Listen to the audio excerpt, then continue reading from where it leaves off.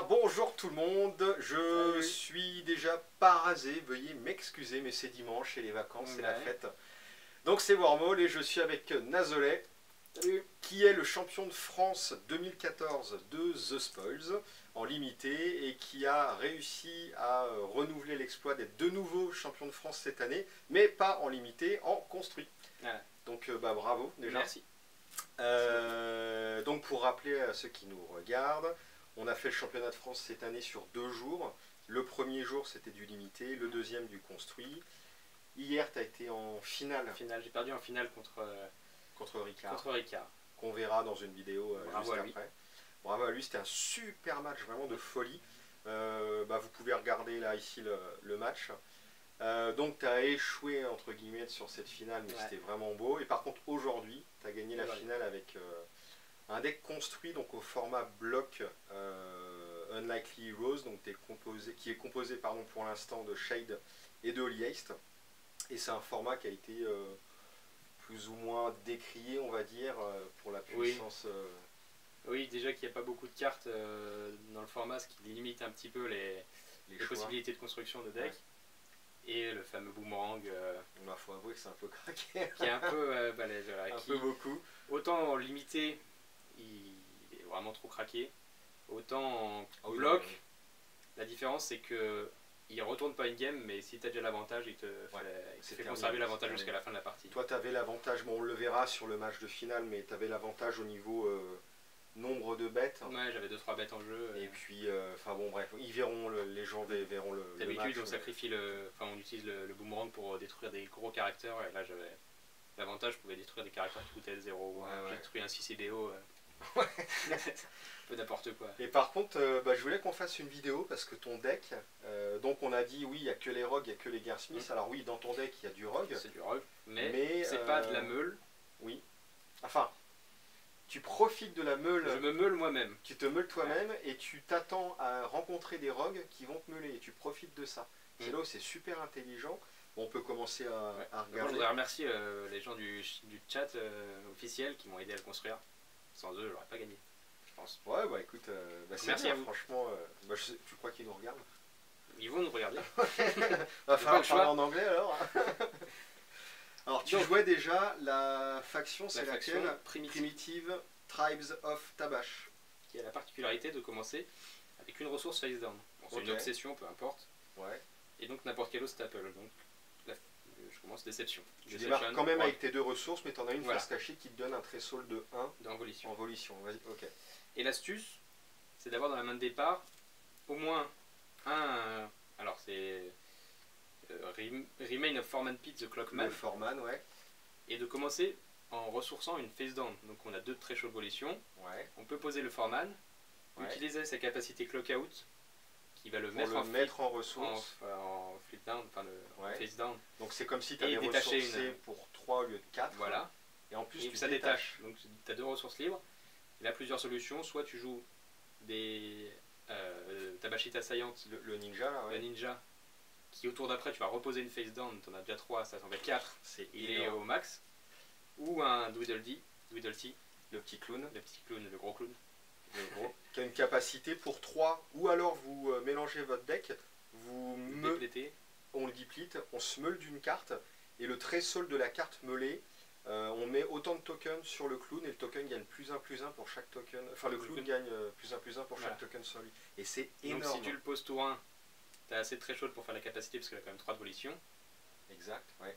Du coup, fin du tour adverse, tu le fais, et là ça s'enclenche. Si tu as de la chance, si t'as pas de chance, tu tombes sur une ressource, il gagne rien. Ouais. Si t'as de la chance, tu tombes sur Asani, qui lui donne 3 tokens. Le Village People.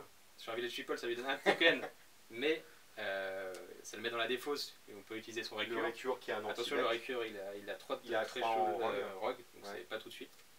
Sinon, moi j'avais mis des Clockman City Shuffle, qui ont 3 threshold. C'est laquelle déjà, celle-ci? C'est la tactique rogue qui permet de faire gagner +1/+1 à tous tes caractères et perdre -1/-1 à tous les caractères. Oui, je suis bête, mais oui, je la joue en plus. Ouais. T'as celle-là, t'as le Craniata Nestor qui a 3 de threshold, t'as la Mare de Ruine qui a 3 de threshold aussi. Et voilà. Ouais, donc il y a beaucoup de probabilité de tomber sur des cartes qui vont le renforcer. Mais même un threshold, c'est bien rentable.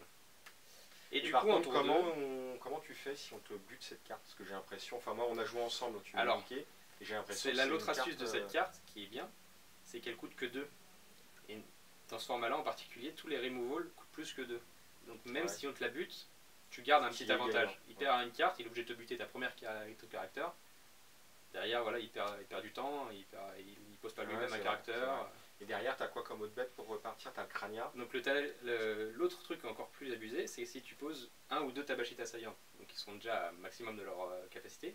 3-3-5 dès le début. Et au tour 2, Mardoun Ruin, qui donne plus de à tous les caras qui ont Du un volition symbole volition dans dans leur leur game truc. text. Donc ça vous fait 1 ou 2, 5-5-5, prêt à attaquer au tour 2. Non mais c'est une honte. Ton deck il synergise. Mais autant on disait que les Gearsmith ils synergisent de ouf et c'est vrai. Mais ton deck, enfin je vais pas dire que j'ai adoré perdre parce que j'aime pas perdre. Mais perdre contre un deck qui est aussi bien pensé pour un format qui est soi-disant restreint sans possibilité. Avec Hassani qu'on avait qui oublié. est déjà enfin, fort lui-même de base, il est boosté par le Mardoun Ruin. Ouais. Il est excellent. Le backdoor, moi j'aime pas. Mais encore une fois, quand tu te la prends dans la gueule, elle est terrible. Ouais. Là, j'ai même pas mal utilisé pour avoir des ressources disponibles un peu plus, histoire de poser par exemple le Warehouse Sentinel, le fameux Ledge People. Et pendant un tour, je lui fais Ledge People, derrière, je peux récupérer mes backdoor brigantes. Bon, après, tu joues Tabashit, Urshin, qui est imbloquable si l'adversaire contrôle un item, voilà. Le boomerang par exemple. Le boomerang ou en Gearsmith, il y a pas mal d'items. Et derrière, il a un symbole volition dans ses textes, boost. Donc c'est bien une carte tu joues imbloquable. Chat qui permet d'être discardé, de revenir. Tu joues Tabashit d'artiste qui a un symbole, donc il est boosté. Et en plus, ça peut être de l'anti-bet quand tu face down. Le loup, or ça, c'est vraiment bien. Il n'est pas sorti, mais il permet plein de choses. Il permet de... Donc, le loup, quand on sacrifie une ressource face down, il gagne +3, +3, +1 en speed. Donc ça fait sacrifier une ressource face down. Qu'est-ce qu'on a mis en face down? On a mis un Hassani, un Warehouse Sentinel. D'accord. Et c'est une autre manière de discarder ces fameux... Enfin, surtout le Hassani. Voilà. Oui, ça permet de... Si ces cartes-là ne vont pas à la défausse, parce que pour X ou Y raison, et que tu les as piochées, tu les mets toi-même. Face down, et elles sont pas mortes. Il est génial, et du coup, le deck. L'astuce avec le Nirling, ce serait de ne pas attaquer tous les tours, parce que sinon l'adversaire sait que tu as une face down qui va être très utile. Parce que le top, ce serait de attaquer, détruire un warehouse, et payer 1 pour détruire un truc engagé. C'est top. Si vous avez l'occasion de tester le deck, franchement, testez-le, parce que c'est juste hallucinant, vraiment, quoi. Moi j'étais content, j'étais fier de mon rogue aussi. Je l'avais fait moi-même. En même temps, c'est du blog, donc tous les decks se ressemblent plus ou moins.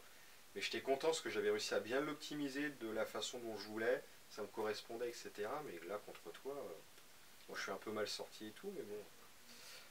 Après, voilà, globalement, on a fait ça le tour. Tourne en rond, il y a le stun voilà. Qui est peut-être remplaçable, je sais pas. Après, sur le papier, comme d'hab, on voit les cartes une à une, ok. Mais quand on est en cours de jeu, qu'on est en train de se prendre tout ça dans la tête, que les créatures en face, c'est des 7-7-3, des 7-7-5, D'habitude, je suis pas... c'est très dangereux de jouer... Enfin, pas très dangereux, mais c'est compliqué de jouer des cartes qui boostent les autres. Parce que tu perds cette carte, tes autres personnages sont moins forts, tu perds l'avantage par rapport à l'adversaire. Les caractères arrivent tellement vite que ta location derrière les protéger. Et l'autre il a pas le temps, de toute façon il n'y a pas assez d'anti-bet, même le boomerang. Et le temps qu'il trouve une solution pour gérer, soit tes Craniata Nestor qui sont surboostés, soit ton dual kick est très fort, soit ta location. Tu l'en as déjà collé. Toi t'es allé chercher d'autres caractères, t'es allé chercher un boomerang, t'as des Hassani dans la défausse et voilà. Eh ben je te félicite pas mais quand même un peu. Merci quand même. Non, c'était vraiment cool en tout cas. On était pas très nombreux pour ce championnat de France en construit, mais c'était la première fois qu'on testait le format construit, donc ça a dû faire peur un peu aux gens. Mais en tout cas, c'était super cool. On s'est comme d'hab bien marré avec The Spoils. On va repasser au Current pour être encore plus violent. Voilà. Et puis. Je sais pas si ce deck fonctionnera en Current. C'est à réfléchir. Oh, le deck, c'est peut-être pas assez fort. Je sais pas. Franchement, c'est très fort. C'est fort. Je vais y réfléchir. Est-ce que tu veux rajouter un truc sur la journée d'hier, le limité, sur le tournoi en général Pas grand chose. Ça se passe toujours super bien. Donc Faut venez jouer à Spoils. Faut arrêter de jouer à Magic. Bon, en tout cas, merci encore, bravo. Et puis merci. on va retrouver Ricard ou d'autres joueurs pour d'autres vidéos. Et puis on vous dit à bientôt. Salut.